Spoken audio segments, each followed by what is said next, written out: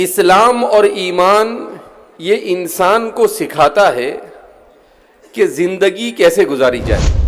دوسرا یہ کہ اسلام نے مجھے اور آپ کو جو مزاج دیا ہے وہ مزاج یہ ہے کہ تعریف سوائے رب ذوالجلال کے تعریف کا مستحق اور کوئی نہیں ہے۔ کسی بھی اللہ کی مخلوق میں کوئی بھی خوبی پائی جائے تو اس خوبی کا دینے والا اللہ ہے۔ اللہ نے وہ خوبی اسے دی، اللہ نے خوبی دی کہ وہ اپنی معافی ضمیر کو اچھے ڈھنگ سے ادا کر سکے۔ تو ظاہر سی بات ہے یہ اللہ کی دی ہوئی صفت ہے، اس میں بندے کا کوئی کمال نہیں ہے کہ ختم نبوت زندہ باد، ختم نبوت زندہ باد، ختم نبوت زندہ باد، ختم نبوت زندہ باد۔ سب سے پہلے ہم رب کریم کا شکر ادا کرتے ہیں کہ اللہ رب العزت نے ہمیں فتنوں کے اس دور میں، جس دور میں ہر انسان صرف اس چیز کی فکر کر رہا ہے کہ کسی طریقے سے وہ اس دنیا میں اپنا نام بنا لے، کسی طرح سے وہ اس دنیا میں خوب پیسے بنا لے، اور کسی طرح سے اس کا اس دنیا کے اندر میں کوئی نہ کوئی برے انداز ہی میں صحیح ایسا نام رہو جائے کہ لوگ اس پر واہ واہ کریں۔ مجھے اور آپ کو اللہ رب العزت نے اسلام اور ایمان کی نعمت سے مالا مال کیا۔ اسلام اور ایمان یہ انسان کو سکھاتا ہے کہ زندگی کیسے گزاری جائے۔ اس سلسلے میں عام طور پر ہمارے ان جلسوں کے اندر جو ایک بات یہ در آئی ہے کہ تعریف کے پل باندھے جاتے ہیں۔ احادیث مبارکہ میں نبی کریم صلی اللہ علیہ وسلم نے اس چیز سے منع کیا ہے۔ آپ صلی اللہ علیہ وسلم اس چیز کو پسند نہیں کرتے تھے۔ کیوں؟ اس سے دو قسم کے نقصانات ہوتے ہیں۔ اس سے ایک نقصان تو یہ ہوتا ہے کہ جس کی تعریف کی جاتی ہے اس کے اندر عجب اور کبر کا امکان بڑھ جاتا ہے، جو اللہ کو بالکل پسند نہیں ہے، اور اسی عجب اور کبر کی وجہ سے شیطان کو اللہ رب العزت نے اپنے دربار سے نکال دیا، ابا واستکبر وکان من الکافرین۔ دوسرا یہ کہ اسلام نے مجھے اور آپ کو جو مزاج دیا ہے وہ مزاج یہ ہے کہ تعریف سوائے رب ذوالجلال کے تعریف کا مستحق اور کوئی نہیں۔ اسی لیے ہر نماز کی ہر رکعت میں سورہ فاتحہ کی تلاوت کروائی جاتی ہے۔ کیوں؟ الحمدللہ رب العالمین۔ اب اس پر کون سا الف لام ہے؟ جو ہمارے طلبہ تفسیر سے دلچسپی رکھتے ہیں وہ جانتے ہوں گے کہ الف لام کی اولاً دو قسمیں ہیں، الف لام حرفی، الف لام اسمی۔ پھر الف لام حرفی کی چار قسمیں ہیں، الف لام حرفی زائد، الف لام حرفی غیر زائد۔ پھر الف لام حرفی غیر زائد کی چار قسمیں ہیں، الف لام جنسی، الف لام استغراقی، الف لام عہد ذہنی، الف لام عہد خارجی۔ اب یہاں پر کون سا الف لام ہے؟ تو عام طور پر یہ کہنا ہے کہ الف لام جنسی ہے، یعنی جن سے حمد ثابت ہے اللہ کے لیے۔ بعض نے کہا الف لام استغراقی ہے۔ کیا مطلب؟ کہ تعریف کا ہر فرد صرف اور صرف رب ذوالجلال کے لیے ہے، تعریف کا اللہ کے علاوہ کوئی مستحق نہیں ہے۔ کیوں؟ اس لیے کہ خوبیوں اور صفات حمیدہ کا ذاتی طور پر مالک اللہ کے علاوہ کوئی نہیں ہو سکتا ہے۔ کسی بھی اللہ کی مخلوق میں کوئی بھی خوبی پائی جائے تو اس خوبی کا دینے والا اللہ ہے۔ اللہ نے وہ خوبی اسے دی، اللہ نے خوبی دی کہ وہ اپنی معافی ضمیر کو اچھے ڈھنگ سے ادا کر سکے۔ تو ظاہر سی بات ہے یہ اللہ کی دی ہوئی صفت ہے، اس میں بندے کا کوئی کمال نہیں ہے۔ اسی لیے قرآن کریم نے سکھایا وما توفیقی الا باللہ، کہ انسان جب بھی کوئی عمل کرے وہ اس بات کو پیش نظر رکھے کہ اللہ کی توفیق سے کیا ہے، اس کا اپنا کوئی کمال نہیں ہے، اس نے اپنے اعتبار سے اس کا کچھ نہیں ہوا ہے۔ کیوں؟ اس لیے کہ آپ تاریخ اٹھا کر دیکھیں، تاریخ میں بڑے طاقتور لوگ بھی گزرے ہیں، مگر ان کی طاقتیں اللہ کے راستے میں خرچ ہونے کے بجائے باطل میں استعمال ہوئی۔ دنیا میں بڑے ذہین اور فطین لوگ بھی گزرے ہیں، مگر ان کی ذہانت اور فطانت یہ بجائے اس کے کہ اللہ کے کلمے کو سربلندی کے لیے استعمال ہوتی، وہ باطل کو زور دینے کے لیے استعمال کی گئی۔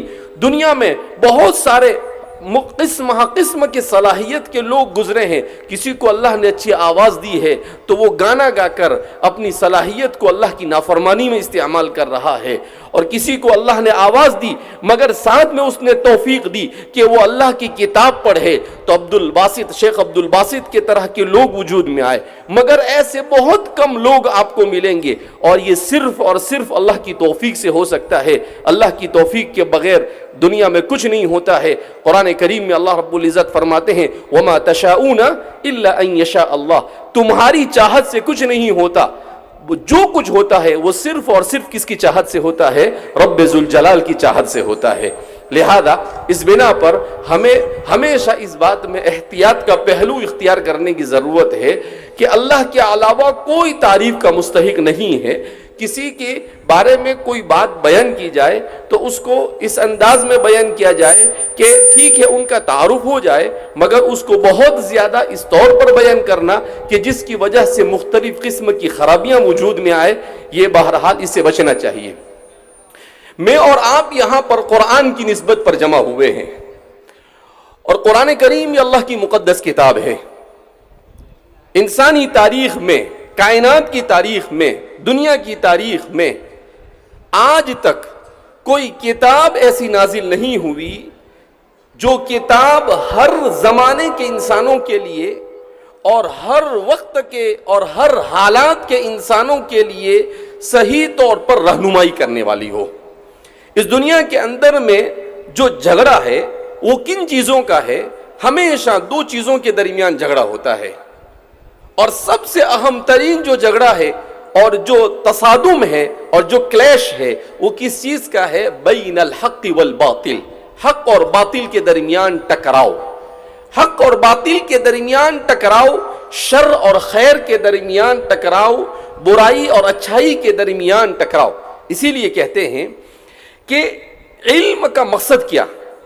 دنیا کے اندر میں پوچھا جائے، آپ دنیا کا کوئی بھی ذہین آدمی ہوگا تو اس سے پوچھو کہ علم کا مقصد کیا، تو کوئی کہے گا فلاسفہ نے، قدیم زمانے کے فلاسفہ تھے، انہوں نے علم کا مقصد کیا بیان کیا؟ کہا اظہار حقیقت الشیء، کسی چیز کی حقیقت سے واقف ہونا۔ یہ فلاسفہ کے یہاں پر علم کا مقصد رہا۔ آج کے سائنسدانوں سے پوچھا جائے کہ علم کا مقصد کیا ہے، تو آج کا سائنسداں کہتا ہے علم کا مقصد علم کی حقیقت سے واقف ہونا۔ اس کو ایپسٹومولوجی کہا جاتا ہے، نظریہ علمیت، مستقل ایک فلسفہ وجود میں آیا ہے، اور جس میں یہ کہا جاتا ہے یعنی انسان جب صرف اپنی عقل پر چلتا ہے تو بجائے اوپر جانے کے نیچے کی طرف جاتا ہے، کہ پہلے فلاسفہ ہر چیز کی حقیقت تک رسائی کی کوشش کرتے تھے، مگر آج کا سائنسداں وہ کہتا ہے کہ ہمیں علم ہی کی حقیقت پتہ چل جائے تو غنیمت ہے، اس لیے کہ آج تک علم کی صحیح تعریف ہی نہیں کی جا سکی ہے۔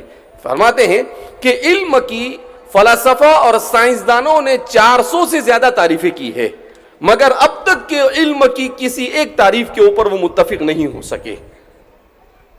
اور اللہ رب العزت نے جس شریعت کو، جس کتاب کو مجھ پر اور آپ پر اور ہم سب کی ہدایت کے لیے نازل کیا، وہ کتاب کہتی ہے ساری کائنات کی حقیقتوں کو تم جان لو، علم کی حقیقت کو جان لو، پھر بھی تم اپنے مقصد کو نہیں پا سکتے ہو۔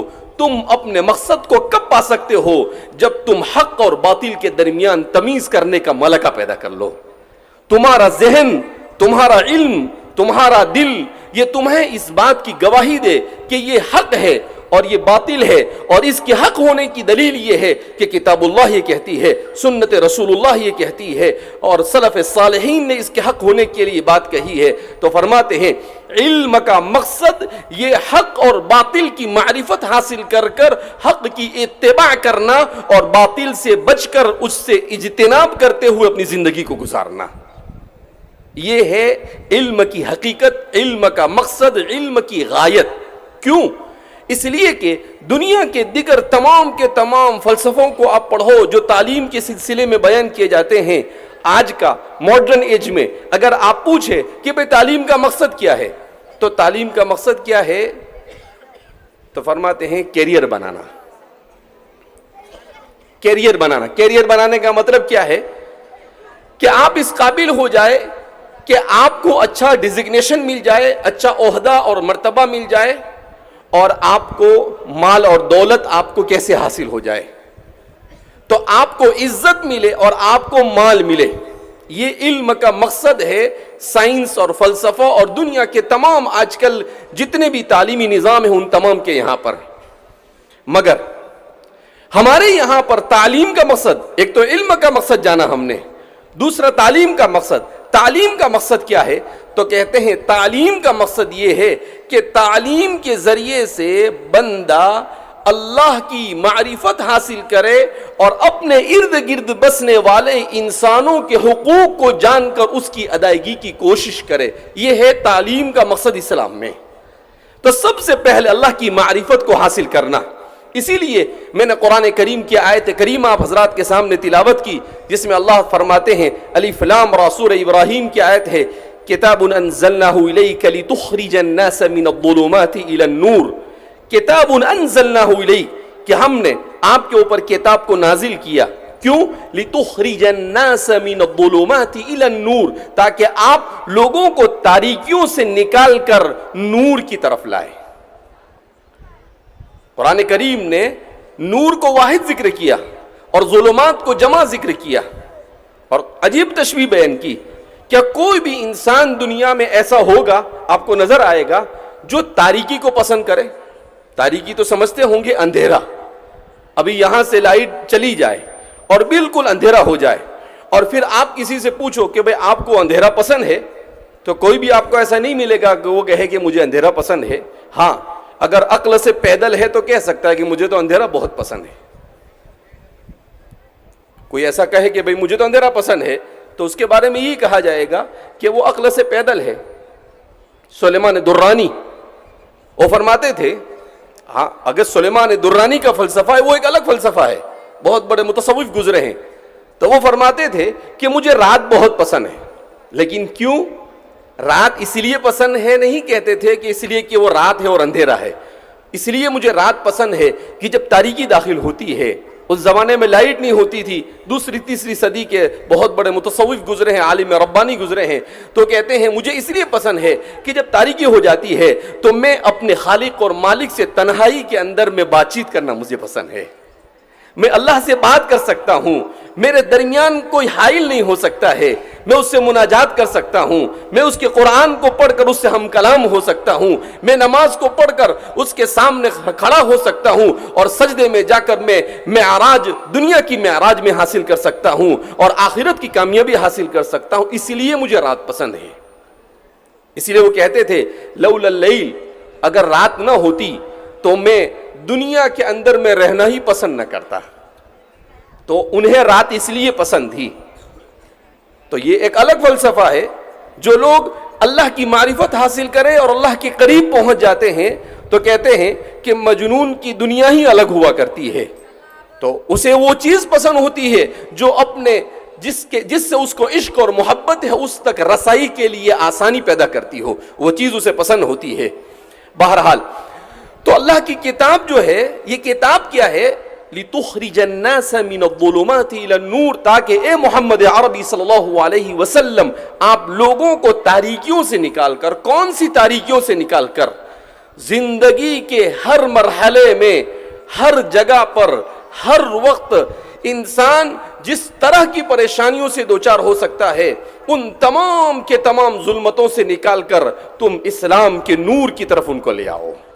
اس لیے ہم نے اللہ کی کتاب کو نازل کیا.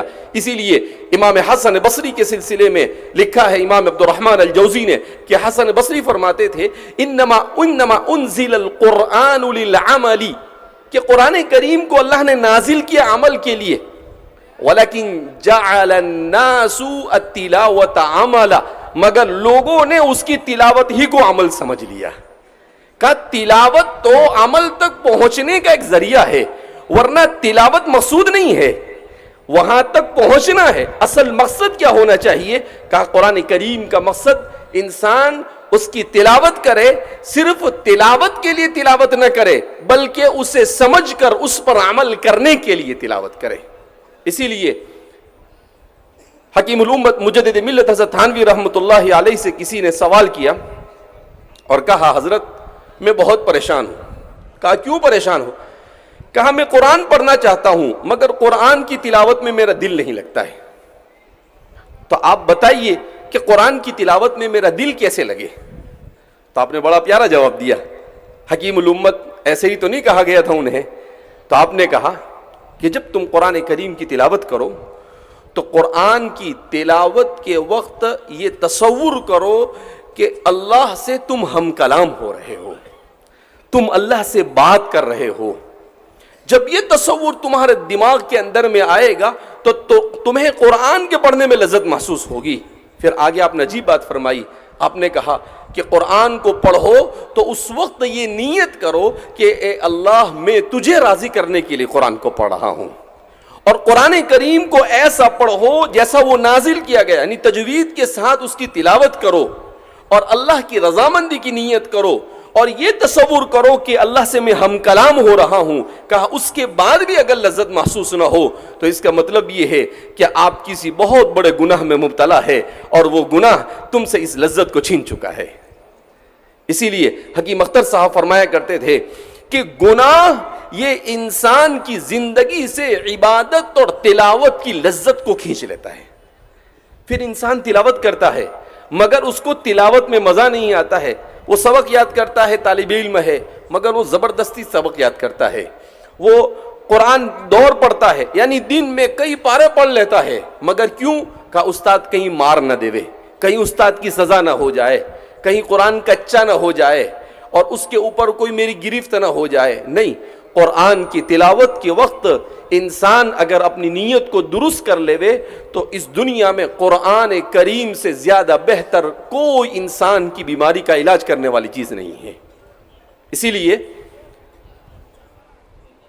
میمون ابن مہران، حضرت میمون ابن مہران، ان کے بارے میں آتا ہے کہ حملۃ القرآن کے مصنف نے، امام آجری نے ان کے بارے میں بیان کیا ہے کہ میمون ابن مہران فرماتے ہیں لو صلح اہل القرآن صلح الناس جميعا، اگر اہل قرآن کسی زمانے میں صحیح راہ پر آ جائے تو اس زمانے میں تمام لوگ صحیح راستے پر آ جائیں گے۔ تو اس کی تشریح کرتے ہوئے شارحین نے لکھا کہ کیا مطلب اس کا؟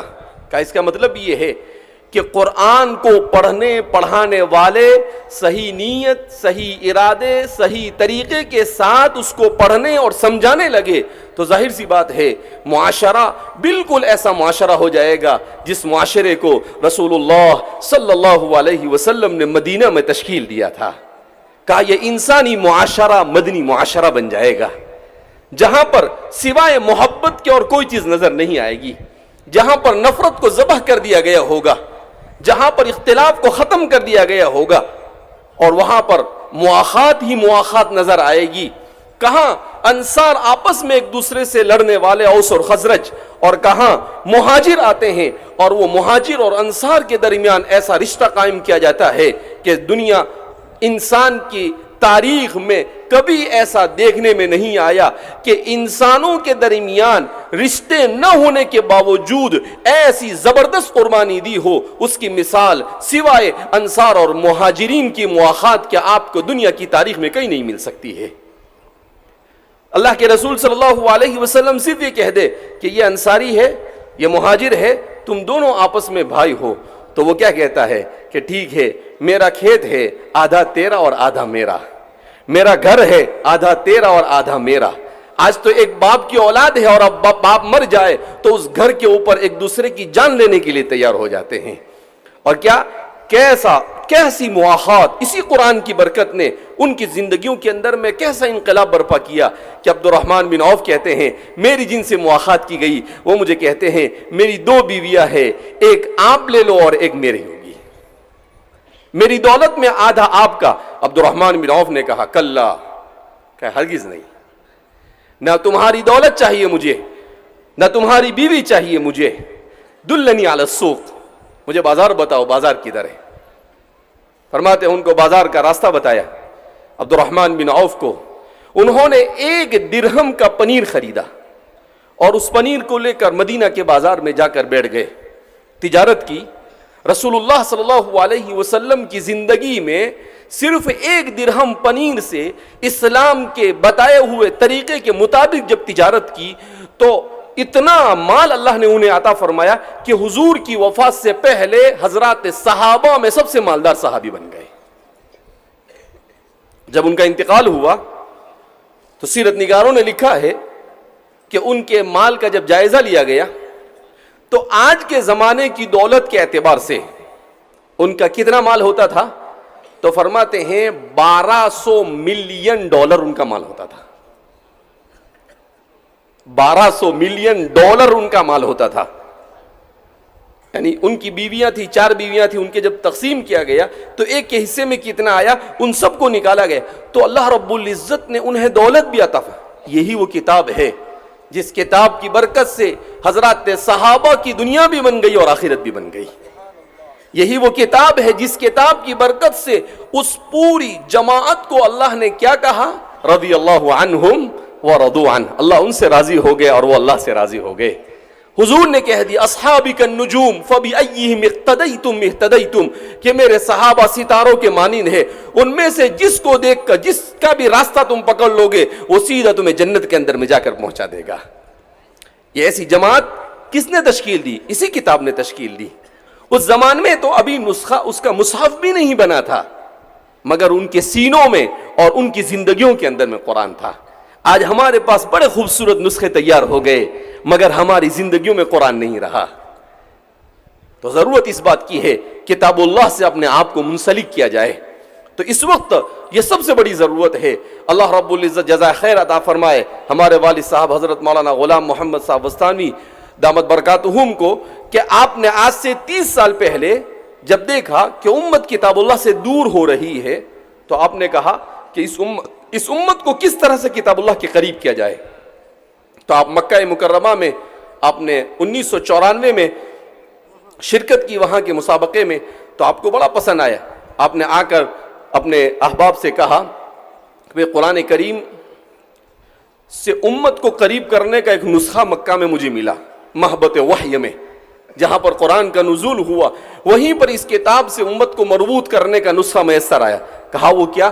کہا قرآن کریم کے مسابقات ہمارے مدارس کے طلباء کے درمیان کرائے جائے، مکاتب کے طلباء کے درمیان کرائے جائے، تاکہ وہ قرآن کریم کو صحیح پڑھنا سیکھے، وہ قرآن کریم کے ساتھ وابستگی اختیار کرے۔ الحمدللہ اس کے بعد تقریباً یہ 30 سالوں کے اندر میں جامعہ نے 10 مسابقات ریاستی اور 10 مسابقات کل ہند منعقد کیے، جس میں 10,000 طلباء نے شرکت کی۔ ابھی ہم یہ تقریباً 12واں مسابقہ ہے، 25 ریاستوں کے 12ویں مسابقے میں ہم شرکت کر رہے ہیں، اور پورا ہندوستان الحمدللہ ہم لوگ گھوم کر آئے ہیں۔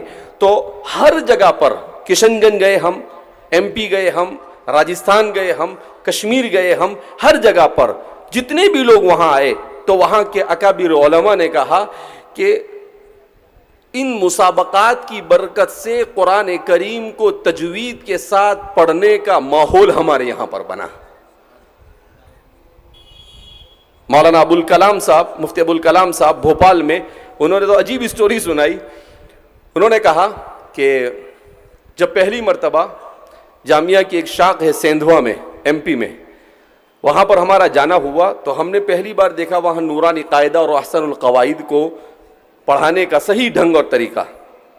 تو ہم نے بھی ایک مدرس کو بلایا اور ان کو کہا کہ آپ پڑھاؤ۔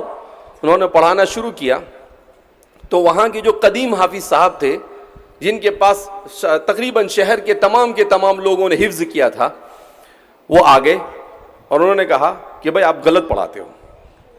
کہا کیوں؟ کہا کہ آپ الف با تا سا پڑھاتے ہو، غلط ہے۔ تو کہا کیا پڑھانا ہے؟ کہا الف بے تے سے پڑھانے کا۔ کہا جھگڑا شروع ہو گیا۔ اب وہ فرماتے ہیں کہ کافی ایک جماعت کہہ رہی کہ الف با تا صحیح اور ایک جماعت کہتے ہیں الف بے تے صحیح.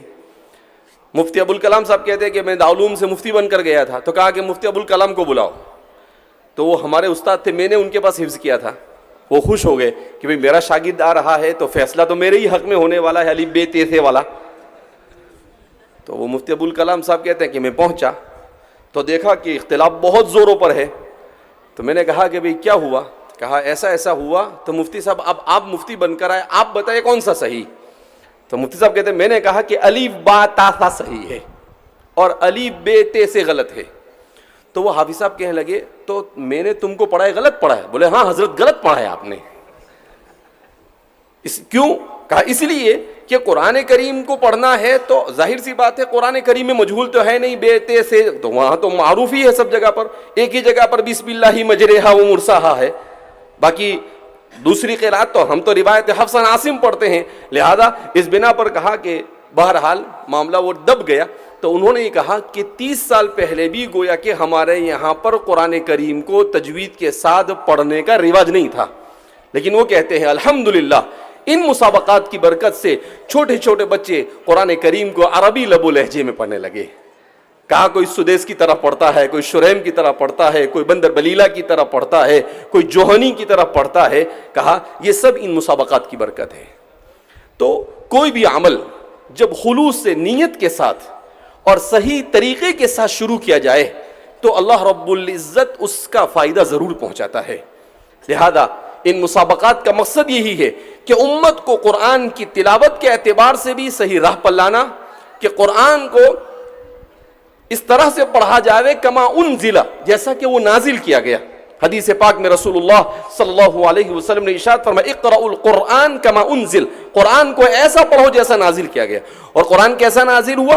ورتل القرآن ترتیلا. حضرت علی فرماتے ہیں وجودہ تجویدا, یعنی قرآن کریم کو تجوید کے ساتھ پڑھا جائے. لہذا قرآن کریم کو تجوید کے ساتھ پڑھنے کی اس مہم کو اللہ نے کامیابی عطا فرمائی.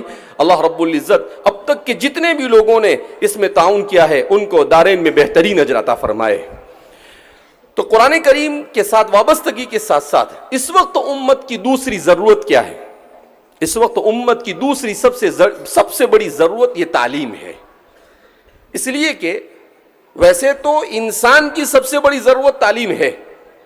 اس کو میں ایسے بیان کیا کرتا ہوں کہ حضرت آدم علیہ السلام کو جب اللہ رب العزت نے مٹی سے پیدا کیا, من صلصال من حمأ مسنون, جس کو قرآن کریم نے مختلف مقامات پر کبھی کھنکھناتی ہوئی مٹی اور اس طرح سے بیان کیا ہے, جب وہ وجود میں آئے وَنَفَخْتُ فِيهِ مِن رُوحِي, اور اللہ نے اس میں پھونک دیا تو اللہ کی اس پھونک کی برکت سے اس میں جان آ گئی. یہ ڈاروین جو نظریے کہتے ہیں سب بکواس ہے, کوئی حقیقت نہیں اس کی, خواہ مخواہ لوگوں کو بیوقوف بنانے کے دھندے ہیں, گورکھ دھندے ہیں یہ.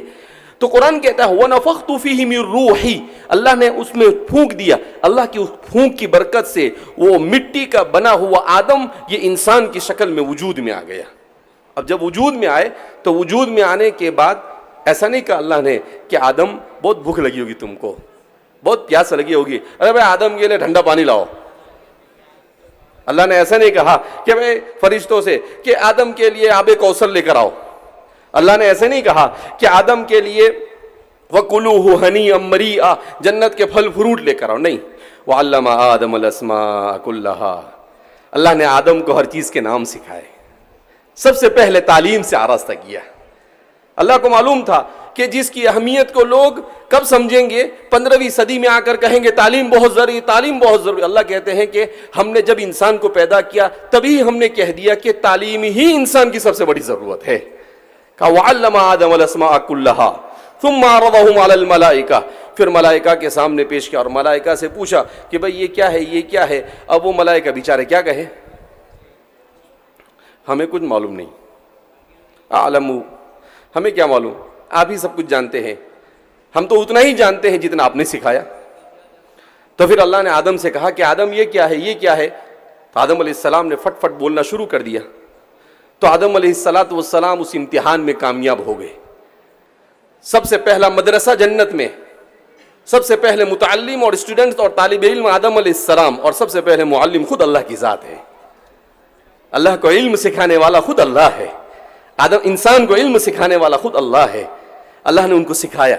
جب تو پہلا مدرسہ وہاں، تعلیم کا پہلا انتظام وہاں کیا گیا، اور سب سے پہلا امتحان بھی انسان کا کہ تعلیم برابر ہے یا نہیں، اس کا چیک، اس کو ٹیسٹ بھی وہاں پر کیا گیا. اور سب سے پہلا انعام بھی ان کو اس کامیابی پر وہاں پر دیا گیا، اور کہا گیا اسجدوا لآدم، کہ آدم کے سامنے سجدہ ریز ہو جاؤ، اس لیے کہ آدم نے امتحان میں کامیابی حاصل کی ہے اور تم کامیابی حاصل نہیں کر سکے. سارے پروسیس جو دنیا 20ویں 21ویں صدی 14ویں 15ویں صدی ہجری کے اندر میں کرتا ہے، اللہ رب العزت یہ ساری چیزیں قرآن کریم کے اندر میں کتاب مبین تبیان لکل شیء، ہر چیز کو بیان کیا ہے. تو تعلیم اتنی بڑی ضرورت ہے. اسی لیے رسول اللہ صلی اللہ علیہ وسلم پر بھی وحی نازل ہوئی تو آپ کو ایسا نہیں کہا قم یا محمد فصلی، اے محمد کھڑے ہو جاؤ اور نماز پڑھو. نہیں، جب پہلی وحی نازل ہوئی تو کیا کہا؟ اقرا بسم ربک الذی خلق، پڑھ اپنے اس پروردگار کے نام سے جس نے پیدا کیا. رسول اللہ صلی اللہ علیہ وسلم پر پہلی وحی اس انداز میں کیوں نازل ہوئی؟ پڑھنے کی اہمیت کو بیان کرنے کے لیے. تو اقرا، پڑھ. لیکن قربان جائیے اللہ کی ذات پر، کیسی عظیم ذات ہے. اللہ کو معلوم تھا کہ اس امت کا سب سے بڑا چیلنج یہ ہوگا کہ اس امت کے عقیدے کو، اس کی فکر کو بگاڑنے کے لیے الہاد اور بے دینی کو استعمال کیا جائے گا. اس لیے اللہ نے کہا اقرا بسم ربک الذی خلق، پڑھ اس پروردگار کے نام سے جس نے تجھے پیدا کیا.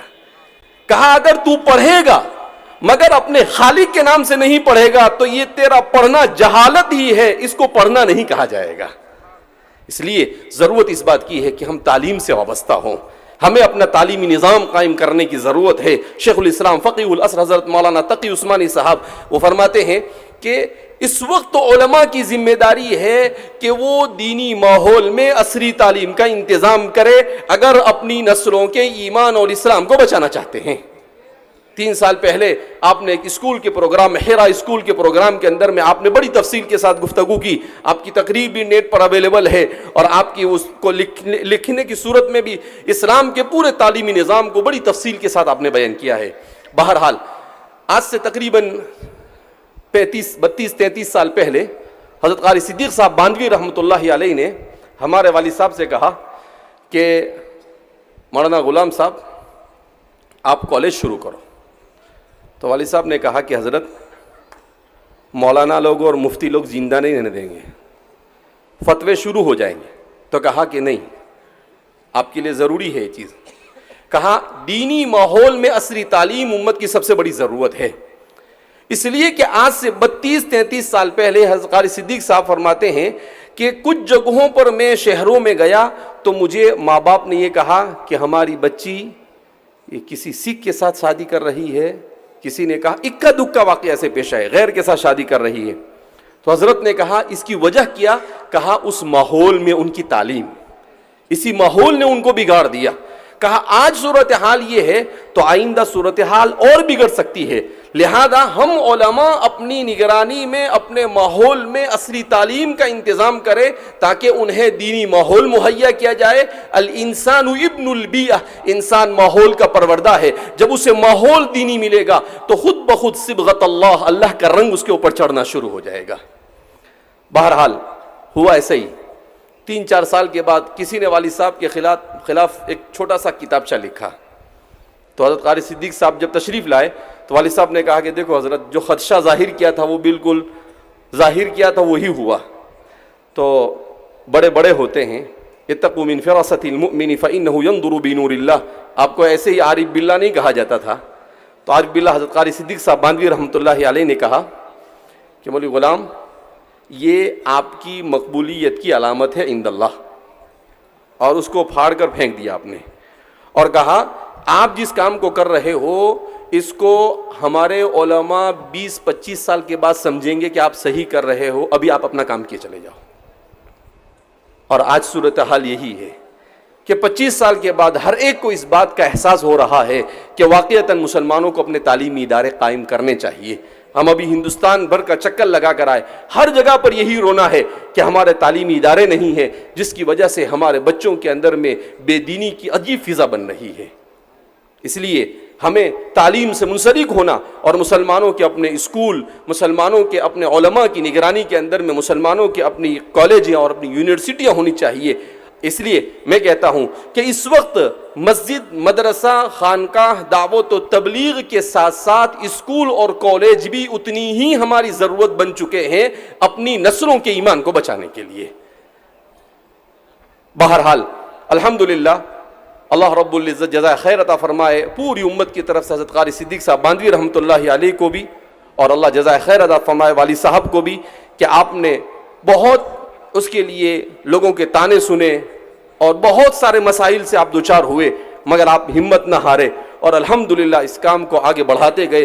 اور اللہ کا فضل ہے کہ ایک امت کا بڑا طبقہ، خاص طور پر ہمارے مہاراشٹر کے نوجوانوں کا بڑا طبقہ دینی ماحول میں عصری تعلیم حاصل کر رہا ہے، جس کی وجہ سے ان کا ایمان اور اسلام محفوظ ہی نہیں بلکہ وہ بہت سارے طلبہ ہمارے یہاں پر ڈاکٹر اور انجینئر بننے کے ساتھ ساتھ اپنے شوق سے حافظ بن جاتے ہیں، دین کو سیکھ لیتے ہیں، ان پر اس دین کا رنگ چڑھ جاتا ہے۔